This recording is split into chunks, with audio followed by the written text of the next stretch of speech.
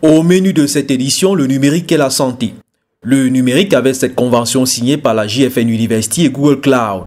Un point d'accord qui permet à cette université basée à Douala de préparer les Africains aux certifications qui peuvent leur faire gagner des millions de francs CFA de rémunération chaque année.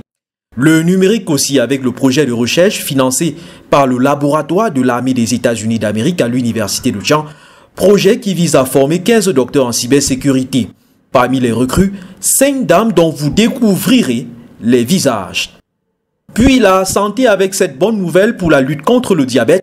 Un chercheur de l'université de Gaoundéré a mis en place un process qui permet d'utiliser le moringa contre cette pathologie qui touche 6% de Camerounais. La santé, c'est aussi avec un politologue français d'origine camerounaise qui en a fait son champ de recherche.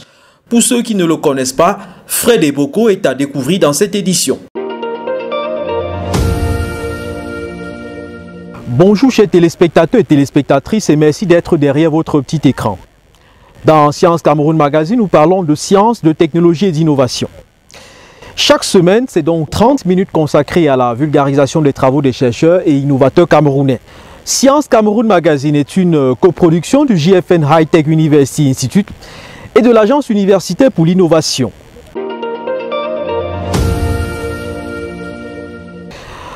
Allez, en ouverture de cette première édition, parlons du JFN High Tech University Institute, notre partenaire.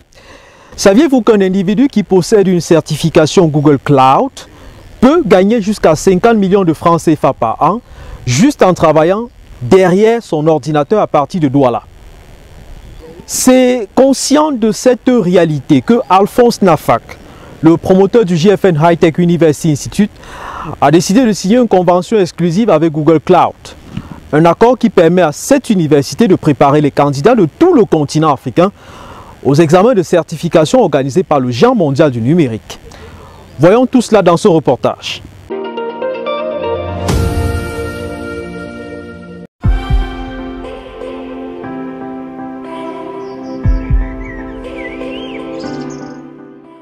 Le 2 novembre 2021, la JFN High Tech University reçoit sur son campus à Douala un émissaire du géant américain Google. Félix Manoaran est le directeur de la stratégie pour l'éducation supérieure en Afrique, en Europe et au Moyen-Orient chez Google Cloud. Il vient lancer le premier partenariat africain de cette branche de la multinationale américaine. L'université entrepreneuriale et technologique devient aussi la première en Afrique à être habilitée à préparer des candidats pour l'obtention des certifications Google Cloud. La convention signée couvre tout le continent africain. Un aboutissement heureux pour le promoteur. Il souhaite que l'université qu'il a fondée devienne l'un des leaders en Afrique dans les formations technologiques et industrielles. Vous savez, nous avions un problème d'employabilité des jeunes. Rien qu'en accédant au contenu de la formation Google Cloud, nous pouvons créer 100 000, 200 000, 300 000 emplois en l'espace d'un an. Quelle opportunité pour le pays, quelle opportunité pour l'Afrique. C'est ça la volonté du chef de l'État. C'est ça notre réponse à cette volonté du chef de l'État de faire en sorte que l'économie numérique puisse participer activement à la transformation du pays. C'est ma réponse, c'est la réponse avec les partenaires stratégiques, c'est la réponse que nous apportons aujourd'hui au Cameroun, à l'Afrique, au monde entier avec notre partenaire Google Cloud.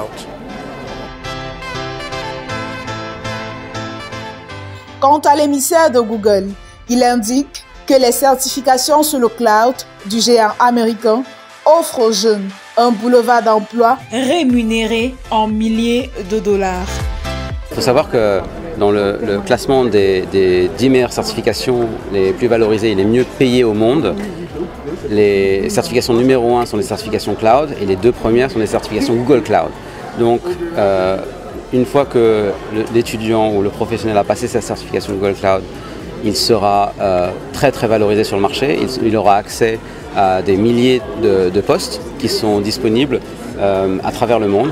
Alors il faut savoir que je pense une des leçons qu'on a pu avoir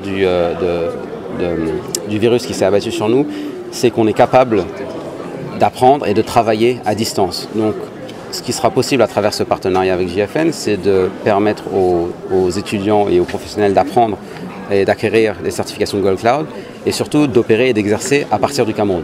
Voilà, pour travailler pour des entreprises internationales de l'écosystème Google Cloud, de nos partenaires, nos systèmes intégrateurs, les grandes sociétés de conseil qui ont des centaines de postes et des milliers de postes à pourvoir, voilà, leur permettre de se tourner vers le Cameroun pour pouvoir faire appel aux jeunes certifiés Google Cloud du Cameroun pour travailler sur leur projet cloud à travers le monde et en Europe.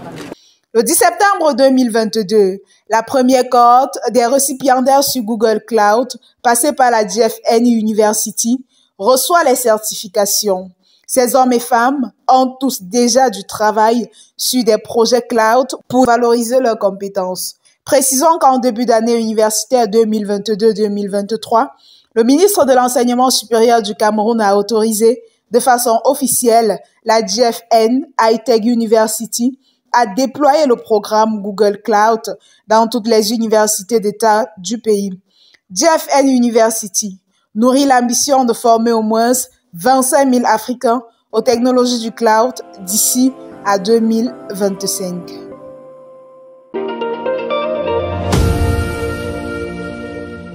Au Cameroun, près de 6% de la population souffre de diabète. C'est ce que disent en tout cas les statistiques du ministère de la Santé publique. Les feuilles de moringa peuvent freiner la montée en puissance de la maladie. C'est la conclusion des travaux du docteur Pieno Bossé, une thèse dans la spécialité sciences alimentaires qu'il a soutenue le 20 septembre 2020 à l'École nationale supérieure des sciences agro-industrielles de l'université de Gaoundéré. Que peut le moringa face au diabète? Quel est le conditionnement nécessaire? Quel est le statut? Est-ce un médicament ou alors un complément alimentaire? Question pour un chercheur, question pour le docteur Pieno Bossé.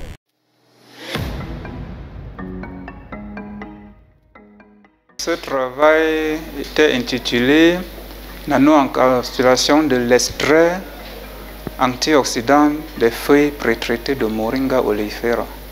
Et Moringa oleifera, c'est une plante très courue, très utilisée dans le domaine de la nutrition pour ses propriétés nutritionnelles et pour ses propriétés nutraceutiques attribuées aux antioxydants. Et cette thématique visait donc à exploiter le potentiel de ces antioxydants pour résoudre un problème de santé publique qu'est le diabète. Et nous nous sommes pour l'instant limités au prédiabète que nous appelons hyperglycémie chronique.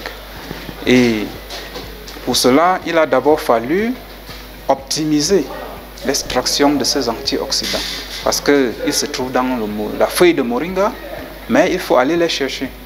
Donc, pour une première étape, nous avons optimisé les conditions d'extraction pour avoir un extrait riche en antioxydants que nous avons ensuite utilisé pour formuler un produit nutraceutique.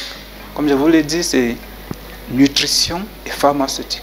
Un produit ayant des propriétés nutritionnelles et des propriétés bénéfiques pour la santé.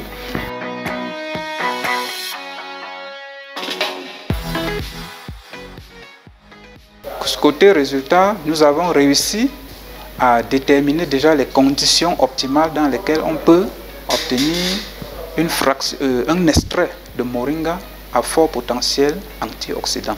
Pour cela, nous avons déterminé l'âge optimal, le solvant approprié, et les conditions de traitement post-récolte appropriées également. Et à l'issue de cela, nous avons également déterminé les conditions d'extraction, standardiser les conditions d'extraction de ces antioxydants avant de procéder à l'encapsulation par nanotechnologie et aux tests contre l'hyperglycémie qui nous a donné de très bons résultats probables avec une amélioration de la tolérance au glucose de l'ordre de 44%.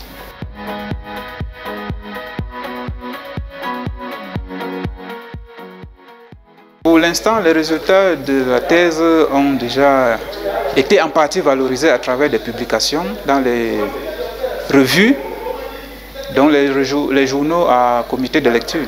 Sur le plan social, Ce résultat pourrait être également valorisé par des descentes au cours desquelles nous pourrons expliquer déjà au niveau des familles comment est-ce qu'il faut procéder pour traiter la feuille de moringa, si bien en sorte d'avoir le meilleur, d'exploiter le meilleur potentiel antioxydant qu'elle contient.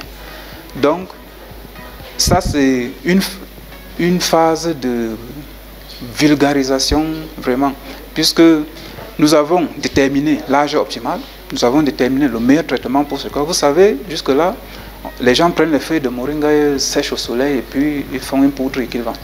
Là, ils ont tué tout le potentiel. Oui, effectivement, la feuille de moringa ne se sèche pas au soleil. Nous avons déterminé les conditions dans lesquelles on exploite au maximum ce potentiel antioxydant. Et pour cela, nous pourrons, sur le plan social, le vulgariser auprès de la communauté locale. Depuis la rentrée universitaire 2021-2022, le laboratoire scientifique de l'armée des États-Unis d'Amérique finance un projet de recherche dans le champ de la cybersécurité au sein de l'unité de recherche en informatique fondamentale, ingénierie et application de l'université de Tchang. C'est le projet GMC-DRA. L'un des objectifs est de parvenir à former en 3 ans 15 docteurs en cybersécurité. Parmi les doctorants retenus à l'issue de l'appel à candidature, il y a 5 dames. Cela n'arrive pas très souvent. Nous les appelons les Amazones de la cybersécurité. Nous sommes allés à leur rencontre pour voir ce sur quoi elles travaillent. C'est la destination labo de cette première édition.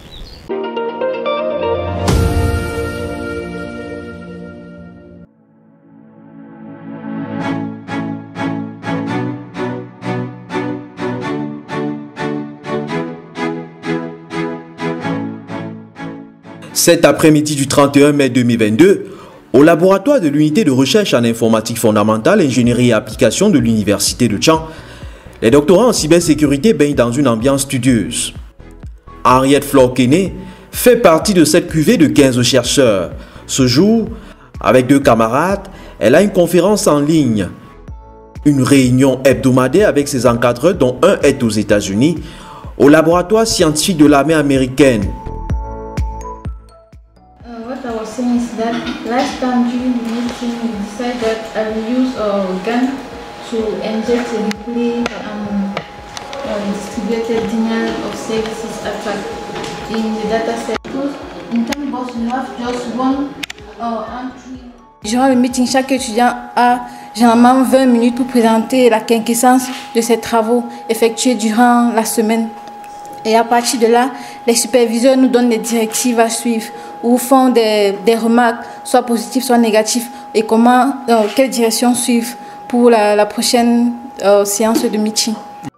Ingénieur en sécurité des réseaux et également titulaire d'un master en machine learning, obtenu au campus rwandais de l'African Institute of Mathematical Sciences, Henriette Florquené travaille au sein de l'entreprise Broadband Cameroun lorsque l'université de Tchang lance l'appel à candidature pour ce doctorat en cybersécurité. Sa thèse vise à sécuriser les véhicules qui comportent des systèmes embarqués. Mon projet particulièrement porte sur le machine learning et la cyberdéception pour la sécurité dans les véhicules, particulièrement les CAN boss. C'est le cœur des véhicules. En fait, ça représente l'élément qui permet aux nodes de communiquer entre elles dans les véhicules. Et notre but, en fait, c'est d'identifier les différentes attaques qui peuvent arriver dans cet élément. Le but, en fait, c'est d'utiliser les algorithmes de machine learning. Par exemple, le Logistic Regression, Super Vector Machine, Feed Forward Network pour identifier, détecter les différentes attaques, par exemple, comme les attaques de rejeu, les attaques d'usurpation d'identité ou de l'homme du milieu. S'il y a ces attaques dans ces véhicules, c'est quoi les conséquences? Les conséquences, c'est qu'un attaqueur peut prendre le contrôle d'un véhicule, par exemple, et créer des accidents de circulation ou créer des embouteillages qui peuvent créer des accidents, par exemple, dans les véhicules ou sur des routes. Et là, on peut avoir, par exemple, des accidents mortels, ainsi de suite. Comme Henriette Florquené, 4 autres filles font partie de cette cohorte de 15 Camerounais qui préparent à l'université de Tchang une thèse PhD en cybersécurité. Nous les appelons les Amazones de la cybersécurité. Les maisons connectées, c'est l'affaire de Volvian Safin Fogo. Ces résidences peuvent elles aussi subir des cyberattaques. You know, nowadays, everybody have like one or two device on their home. It can be your laptop or your phone that are connected. And some other people have more than that. They even have the refrigerator that are connected through their phone that they can manage it. They also have a smart camera that they can use on their home. And you know, if attacker get access to those type of device, their private life is will go through those type of, and they'll get data, and they can even make some wrongly things into their life. So my objective during this project is actually to build a system that will be able, first of all, to secure those type of IoT, like Internet of Things, and it will also, even if an attacker, we never know, it can be, it can happen that those methods that we built, it's not are not enough can be bypassed, I mean, by the attacker, and we will go further and use machine learning techniques like intelligent artificial to build techniques that will be able to deceive attacker, even if the things that they are being attacking our systems. Depuis le début de l'année universitaire 2021-2022, les 5 lions de la cybersécurité travaillent comme leurs 10 camarades hommes sur le projet de recherche baptisé GMCDRA. Il est question en effet d'appliquer la théorie des jeux et l'apprentissage automatique pour la cyberdéception, la cyber-résilience et la cyber-agilité. Pendant 3 ans, ces passionnés recevront une bourse mensuelle dont le montant est de $250 américains par personne, soit un peu plus de 150 000 francs CFA. Ils ont en effet la chance que le projet soit financé par le laboratoire de l'armée américaine. Avec le concours des chercheurs du US Army Lab, cette aventure doit déboucher sur des publications scientifiques de haute facture, mais aussi sur de nouveaux modèles de cybersécurité afin de protéger les systèmes d'information dans les banques, les assurances, les architectures de santé, les avions, les voitures, les transports, entre autres. Un projet historique très exigeant vis-à-vis des doctorants. Voici le professeur Marcelin Julius Kainifak. C'est le chef d'orchestre. En plus du département de mathématiques et informatique qu'il dirige, cet ingénieur polytechnicien conduit l'unité de recherche en informatique fondamentale, ingénierie et application. À l'université de Tchang, c'est le cerveau qui porte le projet GMCDRA. Il agit donc comme principal interlocuteur du laboratoire scientifique de l'armée américaine. Il nous assure de ce que les 5 dames retenues dans le cadre du programme ont du mérite. Car, après l'appel à candidature, 194 postulants ont envoyé leur dossier sur les plateformes affrétées pour la cause. Un premier tri a permis de dégager 64 présélectionnés. Et ce n'est qu'après les auditions que les 15 doctorants ont été sélectionnés. Le critère JAR, assure le professeur Kainifak, a figuré dans les préoccupations du jury de sélection finale.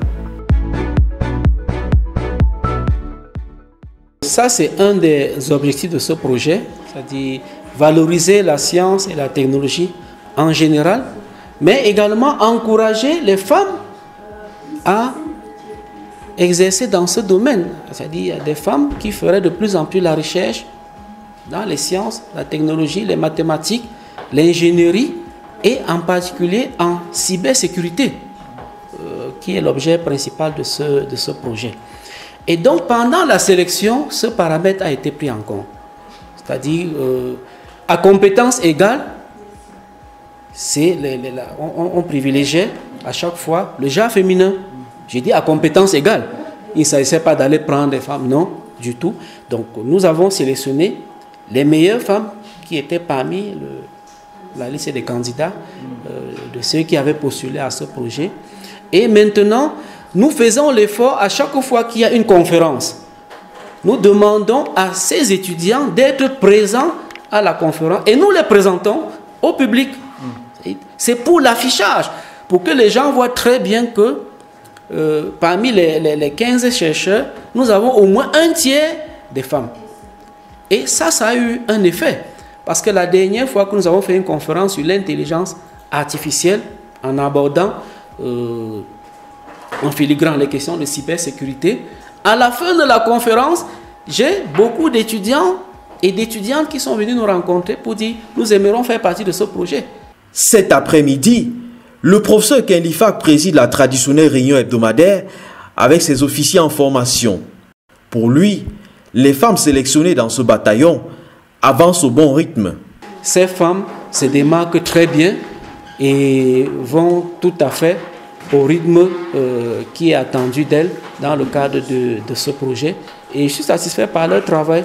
Ces futurs docteurs en cybersécurité doivent atteindre les objectifs pour faire perdurer le lien de confiance qui s'est établi entre l'unité de recherche en informatique fondamentale, ingénierie et application de l'université de Tchang et le laboratoire scientifique de l'armée des États-Unis d'Amérique. C'est la première fois qu'une telle aventure pédagogique et scientifique a lieu sur le sol camerounais.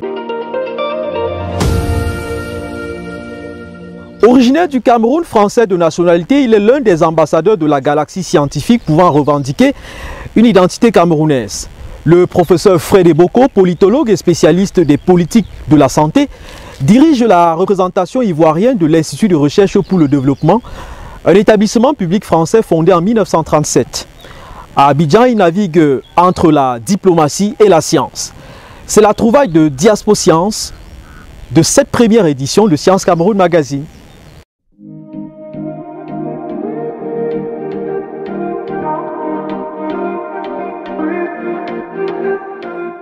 En cette matinée du 20 janvier 2022, le professeur Fred Eboko séjourne au siège de la représentation camerounaise de l'Institut de recherche pour le développement, établissement public national français à caractère administratif et scientifique, créé en 1937 et présent sur les 5 continents.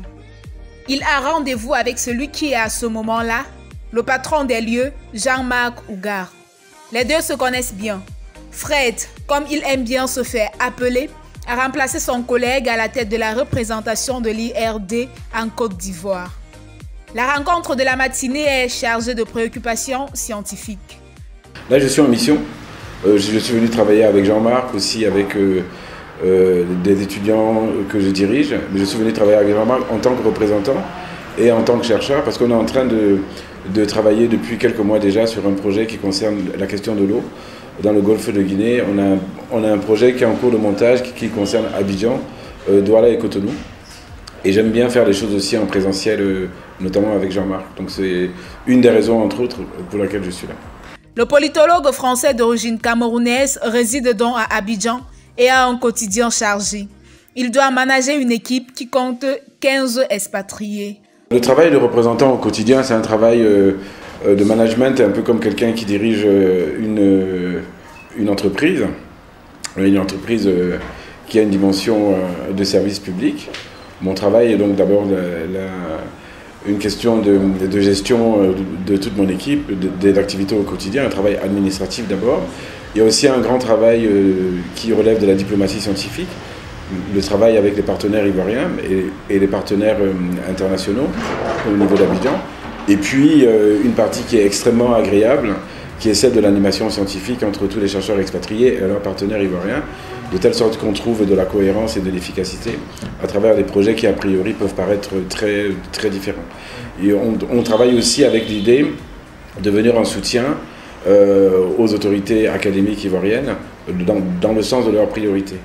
Et avec toutes les thématiques que nous portons, notamment au niveau de l'environnement, de la santé et de bien d'autres. Ancien du lycée général Leclerc et du lycée bilingue d'application de Yaoundé, Fred Eboko soutient sa thèse de doctorat en sciences politiques en 2002 à l'université de Bordeaux 4. Un travail sur les politiques publiques autour du sida au Cameroun. Cette œuvre scientifique l'oriente vers les politiques de la santé en Afrique. En 20 ans, il aura publié une centaine d'articles dans le champ, mais aussi des ouvrages comme celui-ci en langue anglaise paru en 2021 à New York. Le livre fait l'autopsie des politiques publiques sur le sida en Afrique. Il s'agit en fait de la version anglaise d'un livre paru en 2015 aux éditions Cartala à Paris sous le titre « Repenser l'action publique en Afrique, du sida à l'analyse des politiques publiques ». Il y propose la matrice de l'action publique en Afrique, un nouveau modèle pour analyser les politiques publiques sur le continent. Habileté à diriger les recherches dans les universités françaises, Fred Eboko a déjà été impliqué dans une vingtaine de thèses de doctorat soutenues en France, tantôt comme président du jury, tantôt comme rapporteur ou mieux comme directeur de thèse. Membre élu du conseil d'administration de l'ONG Médecins sans frontières. De 2010 à 2016, il a su à ce jour la vice-présidence du conseil d'administration d'Épicentre, le centre de recherche épidémiologique de cette organisation humanitaire française à vocation internationale. Régulièrement sollicité par les médias français sur des questions de santé publique et d'épidémiologie concernant le continent africain, ce directeur de recherche adopte un ton incisif que Jean-Marc Hougard a vite fait de remarquer. C'est un excellent scientifique. D'ailleurs, il a eu la confiance aussi de ses pairs.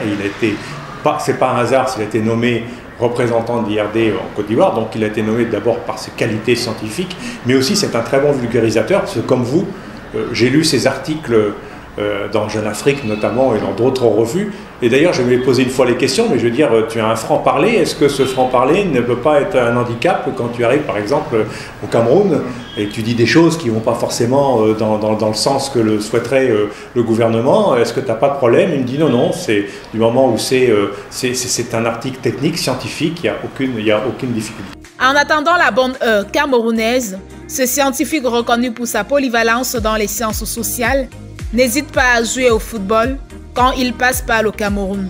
Retrouver ses anciens camarades du lycée général Leclerc de Yaoundé est un pur bonheur.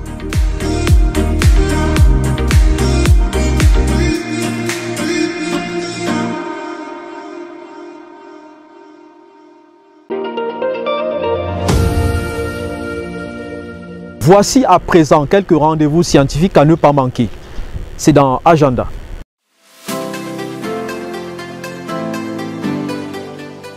Un seul événement à signaler dans l'agenda de cette édition, c'est le colloque en hommage au professeur Laurent Charles Boyomo Assala.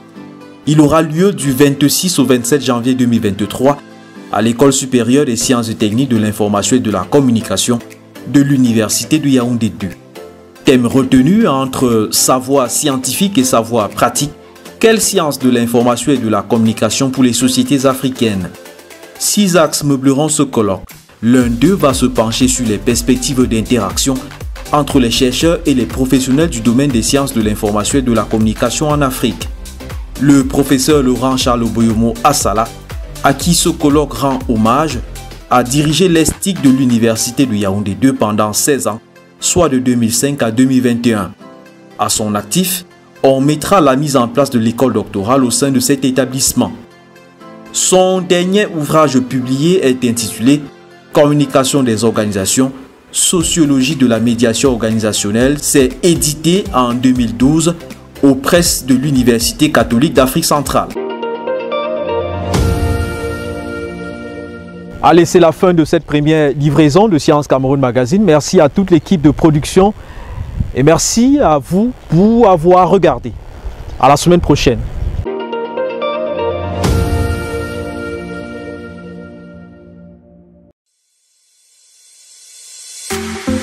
Thank you.